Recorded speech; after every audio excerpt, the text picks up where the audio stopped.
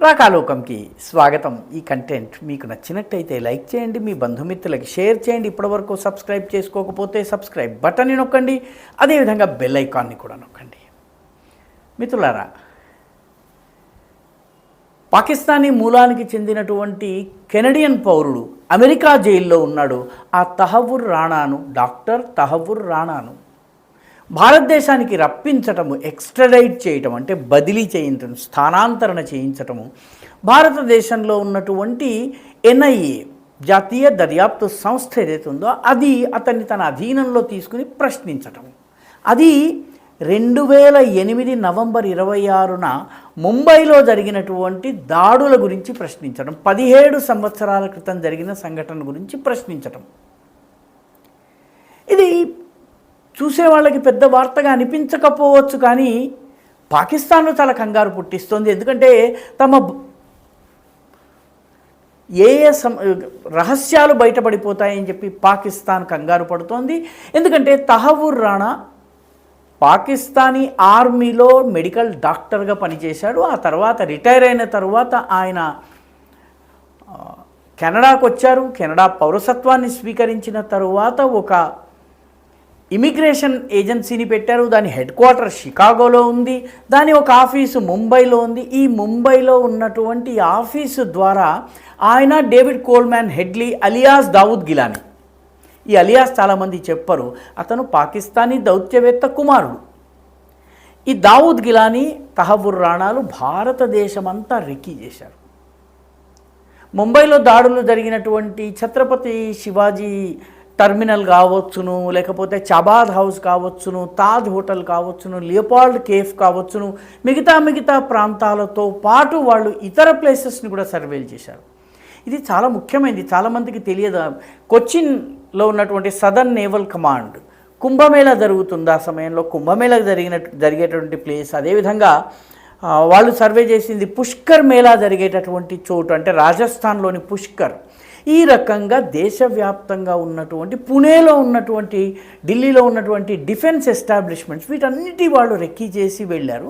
దాని ఆధారంగానే పడవ ద్వారా కసాబ్ మరో 9 మంది భారతదేశానికి రావడం, దాడి చేయటం, మిగతా అంతా జరిగాయి. సహజంగా పాకిస్తాన్కి తమ ఇన్వాల్వ్మెంట్ ఏ మేరకు బయటపడుతుందో అన్నటువంటి భయం ఉంది. అయితే మన దేశంలో ఉన్నటువంటి కాంగ్రెస్ పార్టీలో కూడాను కొంత గుబులు కనిపిస్తోంది. తహవ్వుర్ రాణా భారతదేశానికి వచ్చినప్పటి నుంచి కాంగ్రెస్ నాయకులు ఒక్కొక్కరు స్టేట్మెంట్లు ఇస్తున్నారు. చిదంబరం అప్పట్లో హోంమంత్రిగా ఉన్నారు. అంటే దాడి జరిగిన సమయంలో చిదంబరం కాదు, శివరాజ్ పాటిల్ హోంమంత్రిగా ఉన్నారు.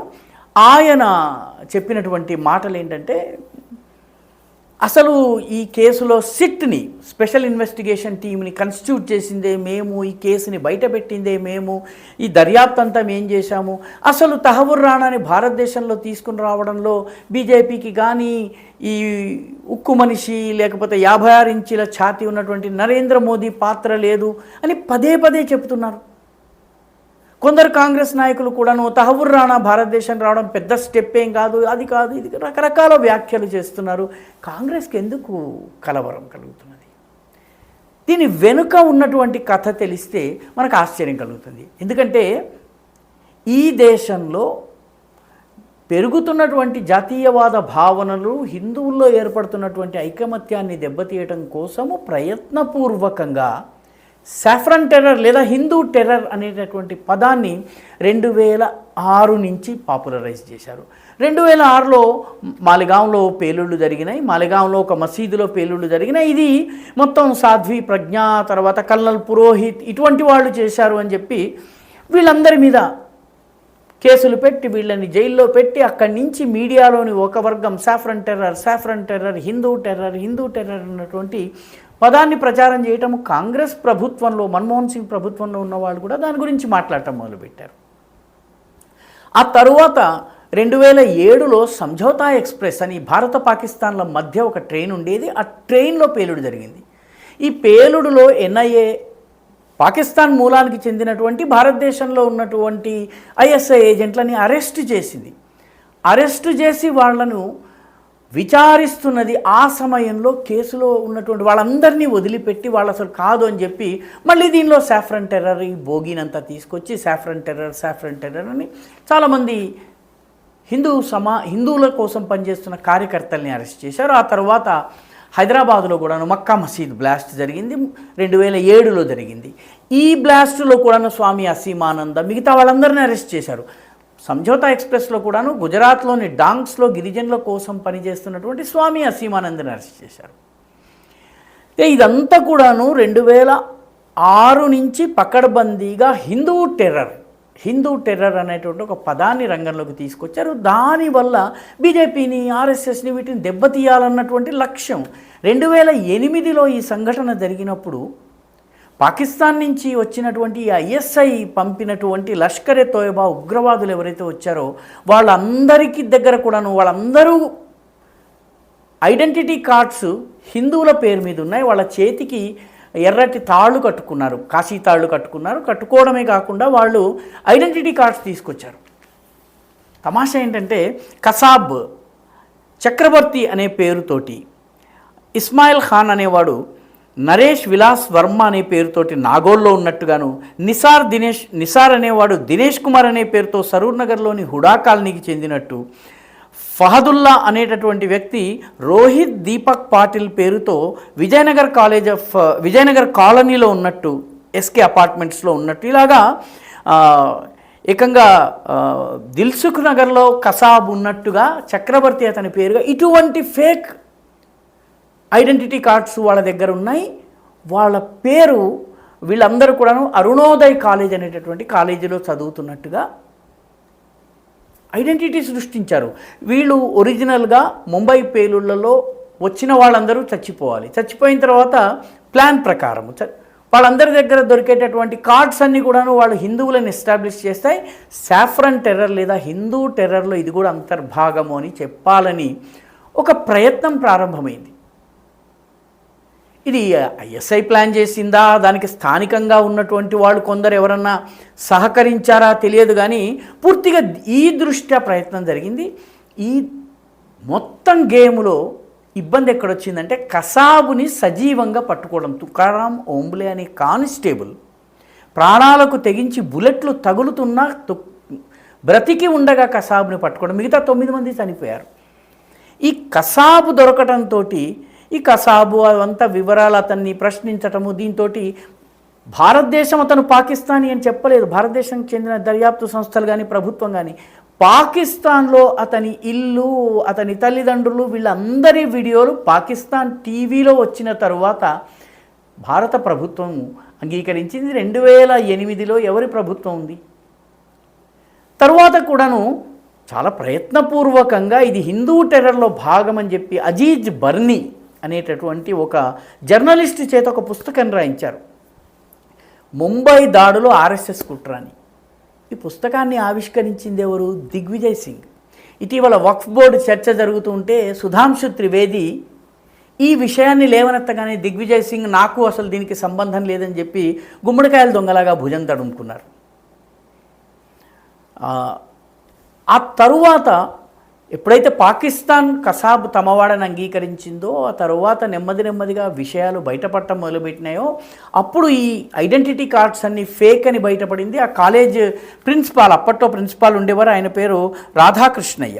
ఆయన అసలు మేము ఈ ఐడెంటిటీ కార్డ్స్ని ఇష్యూ చేయలేదని చెప్పడము, ఇవన్నీ బయటకు వచ్చిన తర్వాత తప్పనిసరి పరిస్థితుల్లో పాకిస్తాన్ ఇన్వాల్వ్మెంట్ గురించి ప్రభుత్వం మాట్లాడటం మొదలుపెట్టింది.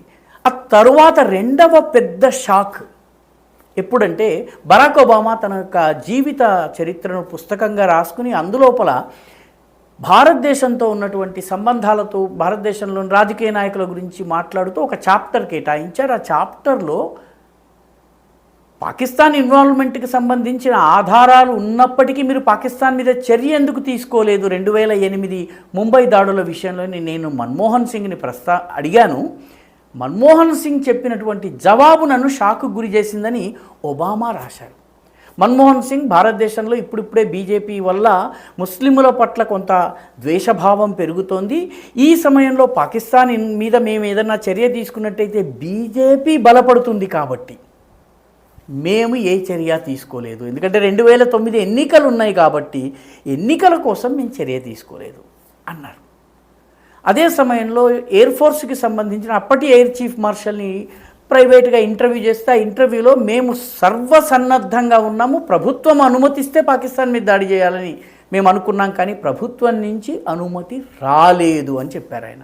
అప్పుడు ఎయిర్ చీఫ్ మార్షల్ ఎవరైతే ఎయిర్ చీఫ్ మన ఎయిర్ ఫోర్స్ యొక్క చీఫ్ ఎవరు ఉన్నారో ఆయన అన్నారు.